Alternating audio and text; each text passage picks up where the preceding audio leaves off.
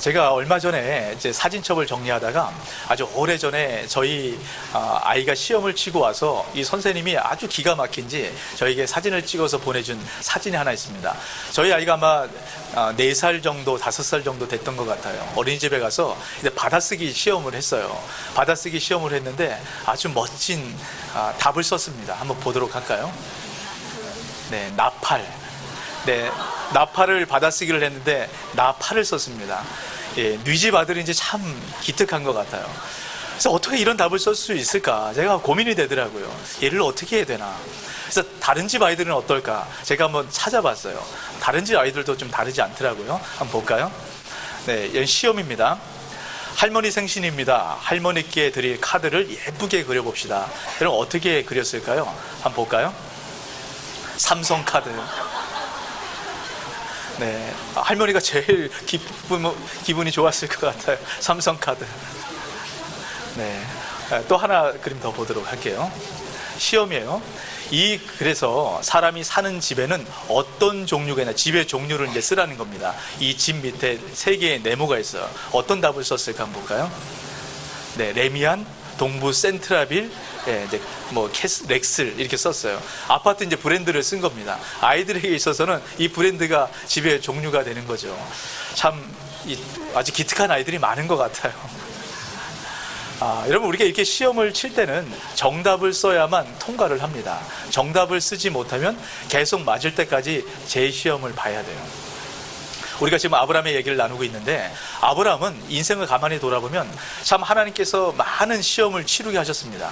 근데 그 시험을 치를 때마다 번번이 이 시험에 실패를 하는 거예요. 애굽으로 내려갔을 때, 또 블레셋으로 내려갔을 때 아내 사라를 자기 여동생이라고 속이는 그런 오답을 썼죠. 그리고 인간적인 방법으로 이 사라의 여종 하갈을 통해서 이스마엘이라는 아들을 낳게 됩니다. 근데 계속적으로 시험을 쳤는데 이 시험에 낙제를 하는 겁니다. 하나님께서 멈추지 않으세요. 또 다시 시험을 치르게 하십니다. 그게 오늘 말씀인데요. 오늘 말씀 1절 말씀 같이 한번 읽어볼까요? 그 일 후에 하나님이 아브라함을 시험하시려고 그를 부르시되 아브라함 하시니 그가 이르시되 내가 여기 있나이다. 하나님께서 다시 한번 시험을 치르게 하십니다. 또 여러분, 이 시험은 일생일대의 아주 중요한, 아주 최고의 그런 시험입니다. 그리고 1절 말씀 금방 읽은 말씀에 보면 그 일 후에 하나님께서 시험하셨다라고 말씀을 합니다. 그 일 후는 언제냐면 21장 내용을 이야기를 하는 거예요. 21장 내용을 보면 어떤 얘기가 나오냐면 아브라함의 100세가 됐고 사라가 90세가 됐습니다. 이제 할아버지, 할머니예요. 이때 하나님의 약속대로 아이가 나십니다. 그 아이가 약속의 아들인 이삭이죠. 얼마나 기뻤겠어요. 그렇게 기적적으로 아이를 낳고 나니까요. 근데 이 아이가 젖을 뗄 때가 됐습니다. 아마 이 당시에는 3살이나 4살 정도 되면 젖을 뗀다 그래요. 아주 성대한 장치를 이제 벌였습니다. 근데 이 잔치 가운데 기뻐하지 못하는 한 사람이 있습니다. 누굴까요? 이스마엘입니다. 이스마엘은 이때 나이가 10대 이제 후반 정도, 이제 그렇게 나이가 됐어요. 그동안 모든 사랑을 자기가 독차지했습니다. 근데 이제는 그 사랑을 빼앗긴 거예요. 그리고 장자로서의 이 상속권 역시 빼앗겨 버린 겁니다. 이스마엘 입장에서 너무 억울한 겁니다. 화가 나겠죠. 그러니까 이 화풀이를 어린 동생 이삭에게 하는 겁니다. 동생을 놀리고 괴롭히고 조롱하기 시작합니다. 근데 이것을 이삭의 어머니 사라가 봤네요. 가만히 있을 수가 있습니까? 얼마나 귀한 약속의 아들인데요. 결국 이스마엘은 집에서 내쫓김을 당합니다. 근데 여러분, 아브라함의 입장에서 한번 생각해 보았으면 좋겠어요. 여러분, 자기가 실수하고 잘못으로 태어난 아들이긴 하지만 첫째 아들입니다. 장자예요. 그동안 끔찍히 사랑했던 아들입니다. 이 아이들을 지금 잃어버린 겁니다. 그럼 그 마음이 어떨까요? 정말 힘들고 슬픔이 아브라함 마음 가운데 있었을 겁니다. 하지만 어쩔 수 없이 이런 선택을 하게 됐죠. 이 첫째 아들 대신에 이제 하나 남은 이 유일한 아들 이삭에게 모든 사랑을 다 쏟아 부었을 겁니다. 바로 이때 하나님께서 아브라함을 시험하시는 거예요. 그 시험의 내용이 2절 말씀에 있습니다. 같이 한번 읽습니다. 여호와께서 이르시되 내 아들 내 사랑하는 독자 이삭을 데리고 모리아 땅으로 가서 내가 내게 일러준 한 산 거기서 그를 번제로 드리라. 지금 어떤 시험을 하고 있습니까? 번제로 드리라는 거예요. 여러분, 이 이삭은 유일하게 하나 남은 아들입니다. 그리고 하나님께서 기적적으로 주신 약속의 아들이에요. 이 아들을 지금 하나님께 드리라는 겁니다. 여러분, 번제로 드린다는 것은 간단한 문제가 아니에요. 여러분, 당시에 짐승을 번제로 드리는 제사의 방식이 어떻냐면 짐승을 먼저 죽입니다. 그리고 모든 껍질을 다 벗겨요. 그리고 각을 떠서 몸을 조각조각 냅니다. 그리고 몸 안에 있는 기름을 다 끄집어내요. 그리고 불태워 드리는 제사가 번제입니다. 지금 누굴 번제로 드리라는 거예요?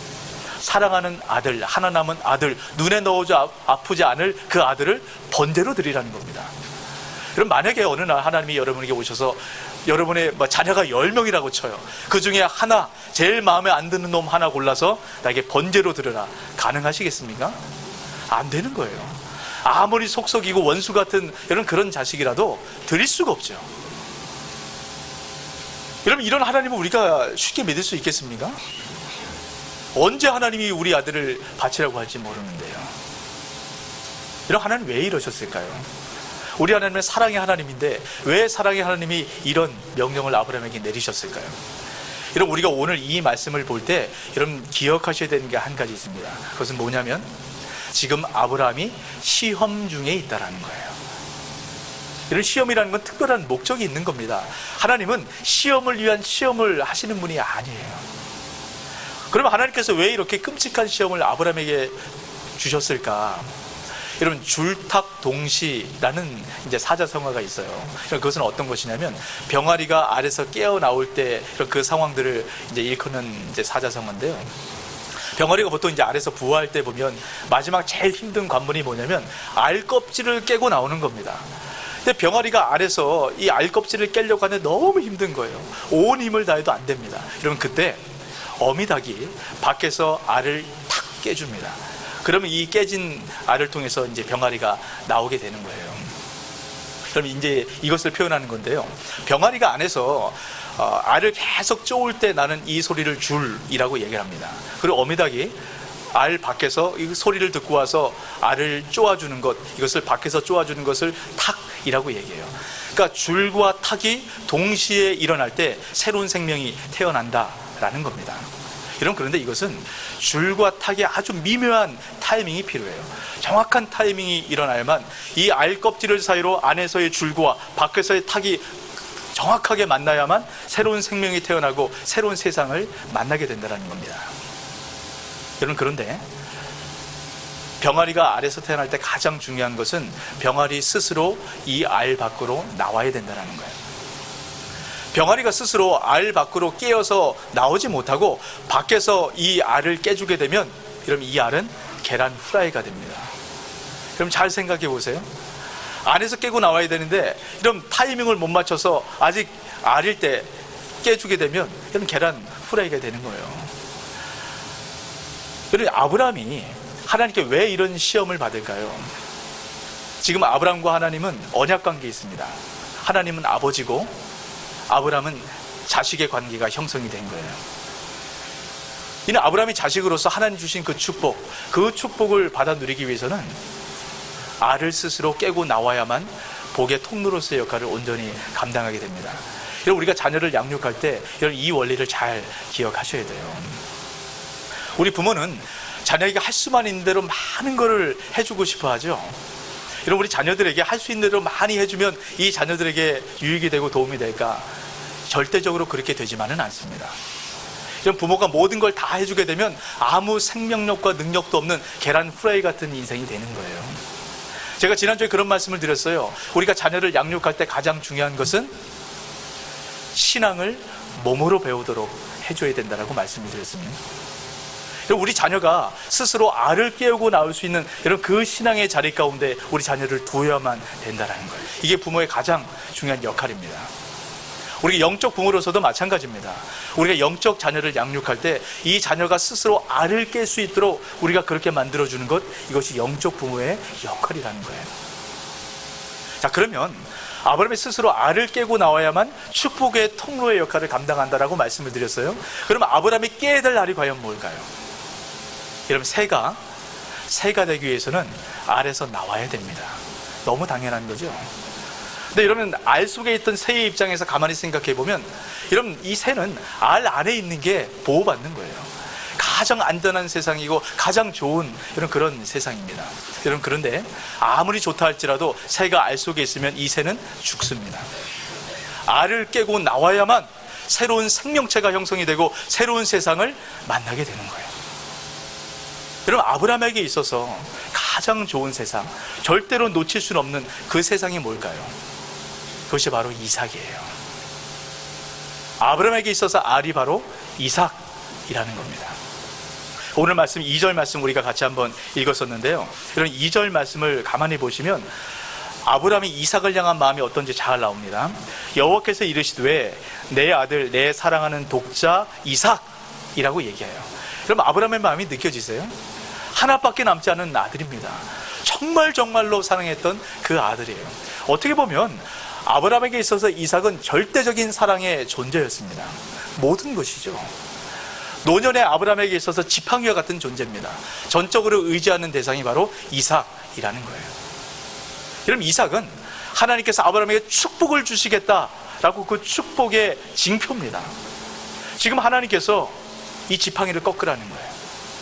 축복의 징표를 깨부수라는 겁니다. 그럼 왜 그럴까요? 여러분, 이 말씀 가운데 담긴 하나님의 원리를 잘 기억하셔야 돼요. 하나님께서 우리에겐 축복을 주고 싶어 하십니다. 마음껏 축복을 누리고 살기를 원하세요. 그런데 이 축복의 대상을 넘어서지 못하면 우린 결국 이 축복에 잡히게 됩니다. 축복에 매여지게 되는 거예요. 축복에 집착하게 됩니다. 결국 이 축복에 집착하게 되면 이 축복이 축복의 근원인 하나님을 가로막는 알 껍질이 된다는 거예요. 그래서 하나님이 알을 깨도록 만듭니다. 여러분, 알을 깰 때 그 축복을 주시는 하나님을 만나게 됩니다. 그래서야 비로소 이 축복을 우리가 진정으로 누릴 수 있는 복의 통로의 역할을 감당할 수 있게 된다는 거예요. 여러분, 그러면 우리가 갖고 있는 이 알, 가장 소중하고 생각하는 여러분 그 이삭, 이것을 어떻게 깨어서 하나님께 드릴 수 있을까? 이런 그 방법이 바로 믿음이라고 얘기합니다. 히브리서 11장 17절 같이 있습니다. 아브라함은 시험을 받을 때에 믿음으로 이삭을 드렸으니 그는 약속들을 받은 자로 돼 그 외아들을 드렸느니라. 지금 이삭을 무엇으로 드렸다라고 말씀합니까? 믿음으로 드렸대요. 이런 믿음만이 가장 소중한 것을 드릴 수 있는 이런 그런 힘이 생기는 겁니다. 그럼 주님께서 말씀하시는 믿음이 도대체 뭘까? 그럼 우리는 가장 내 소중한 것 이삭을 드릴 수 있는 이런 그 믿음이 없다라고 생각합니다. 근데 주님께서 그런 믿음을 요구하세요. 그럼 주님께서 우리에게 요구하시는 그 믿음이 과연 무엇일까? 여러분, 잘 들으셔야 됩니다. 야고보서 2장 21절 22절 같이 있습니다. 우리 조상 아브라함이 그 아들 이삭을 제단에 바칠 때 행함으로 의롭다 하심을 받은 것이 아니냐. 내가 보거니와 믿음이 그의 행함과 함께 일하고 행함으로 믿음이 온전하게 되었느니라. 여러분, 지금 믿음이 무엇으로 온전하게 됐다라고 말합니까? 행함입니다. 행함. 그럼 믿음은 믿습니다 라고 되는 게 아니에요. 믿음은 행함으로 온전하게 되는 겁니다. 여러분, 그럼 어떻게 우리가 이 행함을 행할 수 있을까? 여러분, 중요한 원리를 잘 들으셔야 돼요. 여러분, 하나님께서 아브라함에게 나타나셔서 아들 이삭을 번제로 드리라 라고 말씀하셨어요. 여러분, 그 번제로 드리라는 장소가 어디입니까? 모리아산이에요. 모리아산. 지금 아브라함이 살고 있는 브엘세바에서 모리아산까지 3일길의 거리가 떨어져 있는 겁니다.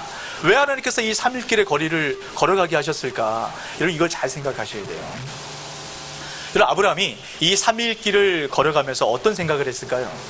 아브라함은 100%의 믿음이 있는 사람이기 때문에 전혀 흔들림 없이, 그래, 내가 이 사랑하는 아들 하나님께 다 바쳐야지, 가서 당장 드려야지, 여러분, 이런 생각을 하고 갔을까요?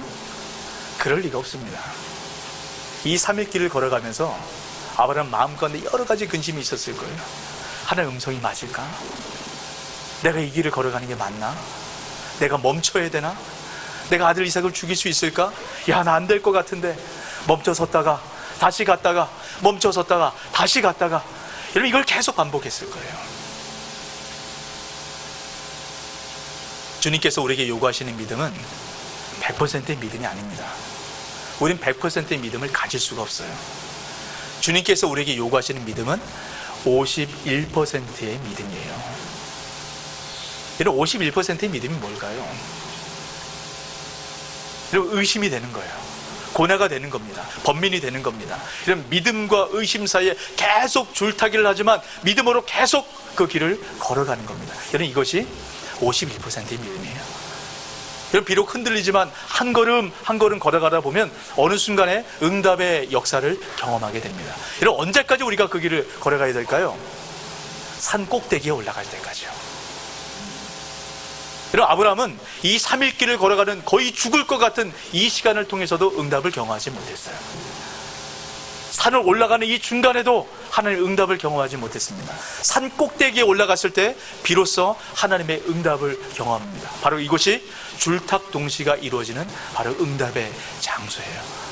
이 하나님의 응답의 장소에 갔을 때 아브라함이 본 것이 무엇인지 아세요? 이런 13절, 14절 말씀입니다. 아브라함이 눈을 들어 살펴본즉 한 수장이 뒤에 있는데 뿔이 수풀에 걸려 있는지라. 아브라함이 가서 그 수장을 가져다가 아들을 대신하여 번제로 드렸더라. 아브라함이 그 땅 이름을 여호와 이레라 하였으므로 오늘날까지 사람들이 이르기를 여호와의 산에서 준비되리라 하더라. 여러분, 지금 아브라함이 산 꼭대기에 올라갔습니다.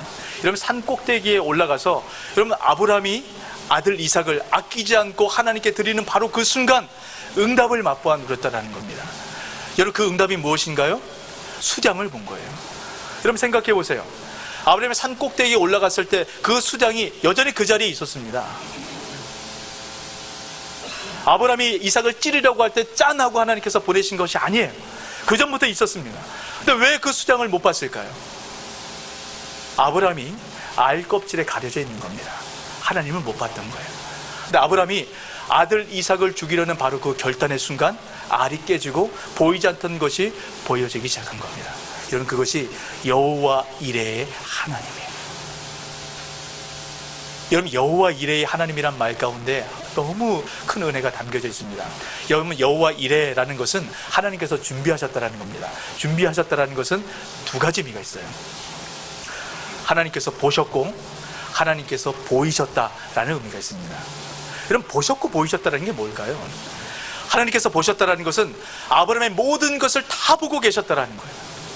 집에서 출발해서 이 3일길 동안에 걸어가는 그 아브라함, 얼마나 번민과 고뇌와 이 51%의 믿음 가운데 흔들리는 삶을 살고 그럼에도 불구하고 믿음의 한 걸음을 떼었던 것, 하나님 보고 계셨다라는 겁니다.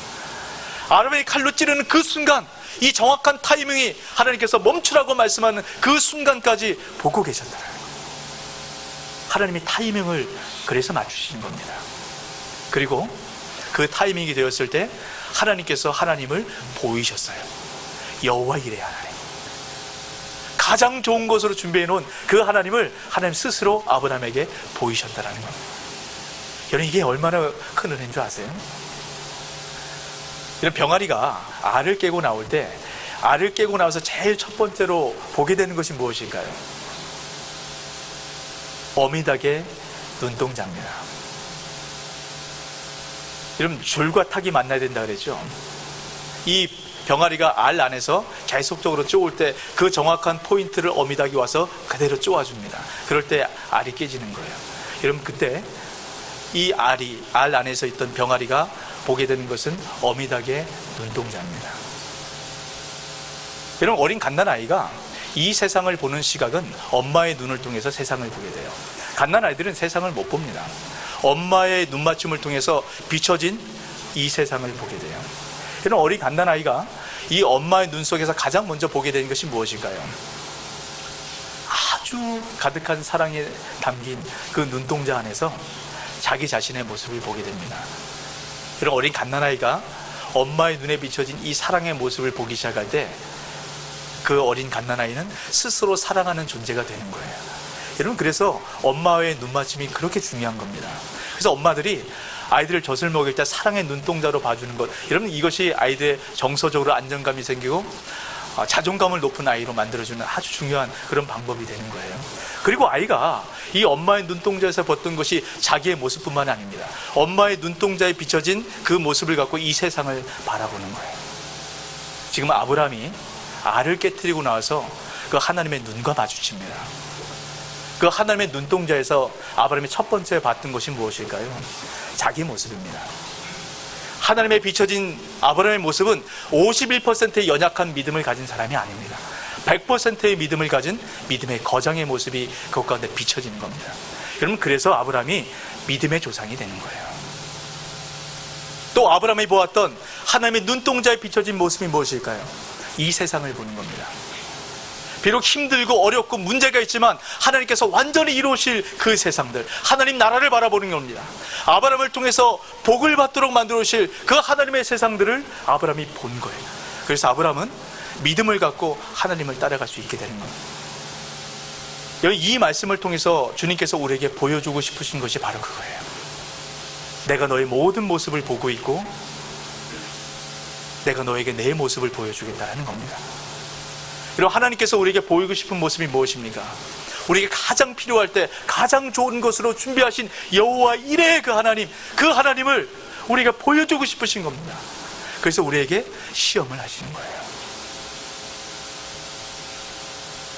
여러분, 우리가 그 하나님을 만나기 위해서는 시험이 치러지는 장소로 가야 됩니다. 응답이 있는 장소로 가야 돼요. 그럼 그것이 어딜까요? 산 꼭대기예요. 산 정상입니다. 이 산 꼭대기는 예배의 장소예요. 그럼 우리 5절 말씀을 한번 보도록 하겠습니다. 5절 말씀 같이 한번 읽어볼까요? 이에 아브라함이 종들에게 이르되 너희는 나귀와 함께 여기서 기다리라. 내가 아이와 함께 저기 가서 예배하고 우리가 너에게로 돌아오리라 하고. 지금 이제 산 밑의 상황입니다. 아브라함의 종들과 함께 모리아산 밑으로 왔어요. 그리고 나서 종들에게 얘기합니다. 너희는 여기 잠깐 머물러라. 내가 아들 이삭과 함께 예배하러 갔다 오겠다라고 얘기합니다. 지금 예배하는 장소가 지금 어디입니까? 산 꼭대기예요. 산 꼭대기에서 예배하는 겁니다. 이 산 꼭대기에서 예배하기 시작할 때 여러분, 그 살아계신 하나님을 만나게 됩니다. 여러분, 예배라는 것은 내 가장 소중한 독자, 아끼지 않고 드리는 것, 여러분, 이것이 바로 예배입니다. 여러분, 예배라는 것은 나를 안전장치로 만들었던, 내가 가장 소중하다고 생각했던 여러분 알을 깨트리고 하나님과의 사랑의 눈맞춤을 하는 것, 여러분, 이것이 바로 예배예요.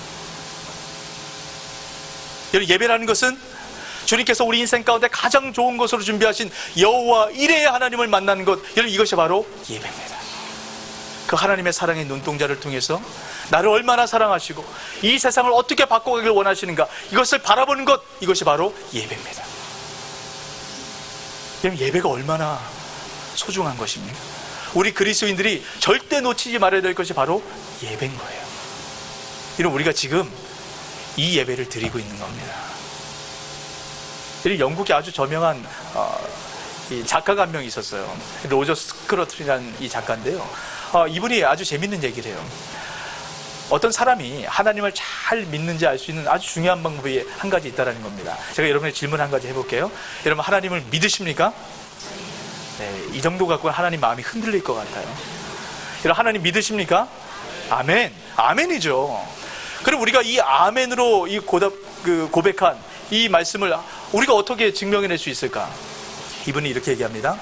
이 사람이 하나님을 믿는다는 것을 알 수 있는 방법은 예배 드리는 시간을 보면 안다는 거예요. 우리가 살아가는 이 세상은 절대 진리, 영원한 진리는 없다라고 얘기합니다. 사람들이 진리를 만들어간다라고 생각을 해요. 여러분, 그럴듯하죠? 근데 이게 얼마나 위험한 줄 아세요? 결국 이 진리의 기준을 사람이 만들어낸다는 겁니다. 여러분, 이것을 사람들이 교회를 갖고 들어와요. 여러분, 이것을 예배로 적용시켜보면 이렇게 되는 겁니다. 하나님 중심적인 예배가 아니고 내가 예배의 기준과 중심과 판단하고 선택하는 사람이 된다는 겁니다. 저는 우리 교회에 그런 분이 한 분도 없기 때문에 제가 편안하게 말씀을 드릴 수가 있어요. 여러분, 오래된 교인들을 보면 이 설교하는 이 본문과 제목을 딱 보면 어떤 말씀을 할지 뻔히 꿰뚫어 압니다. 여러분, 저도 이 말씀을 수십 번 설교했어요. 여러분, 이 말씀 몇 번 들었습니까? 뭐 엄청 많이 듣지 않았어요? 그러면 설교 본문 딱 했을 때, 서도 딱 꺼냈을 때, 목사님 이런 얘기 하려고 하는구나, 이제 알게 되는 거예요. 여러분, 그러면 마음이 시들해지는 겁니다. 그리고 마음의 문을 닫게 되는 거예요. 그리고 내가 원치 않는 얘기, 나와 생각이 다른 얘기, 이런 얘기가 들리면 그냥 우리가 눈을 감아버리게 되는 거죠. 여러분, 이것은 하나님께 드린 예배가 아닙니다. 우리가 때로는 찬양을 할 때가 있어요. 그럼 모르는 찬양이 나올 때가 있습니다. 여러분, 그럴 때 내가 아는 찬양은 따라 부르고 그렇지 않은 찬양은 내가 모르니까 그냥 입을 닫아버리는 것, 이건 예배가 아니에요. 예배라는 것은 내가 가장 소중히 아끼는 것, 이것을 드리는 것이 예배입니다. 여러분 이걸 기억하셔야 돼요. 예배라는 것은 내 알을 깨트리고 사랑하는 하나님과 사랑의 눈맞춤을 하는 것이 예배입니다. 여러분 우리가 하나님을 어떻게 다 합니까? 하나님의 눈에 비춰진 이 세상의 모습들, 우리가 그것을 어떻게 알아요? 여러분 이 말씀은 날마다 새로운 겁니다. 이 말씀을 통해서 하나님께서 우리가 어떻게 사랑의 눈맞춤을 하고 이 세상을 만들어 가시는 그 하나님의 마음, 우리가 이것을 믿고 이것을 안다면 우리 예배 태도가 달라지는 거예요. 지금 우리가 드려지는 이 예배는 이런 바로 그런 예배예요.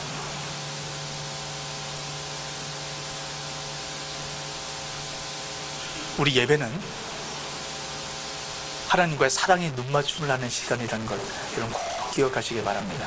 근데 이것에는 훈련이 필요해요. 그래서 우리가 예배 세미나를 했던 것이고 기도 학교를 하는 겁니다. 하나님과 이 사랑의 눈맞춤을 하는 경험이 있는 사람은 제가 어떤 말씀을 드리는지 여러분 압니다.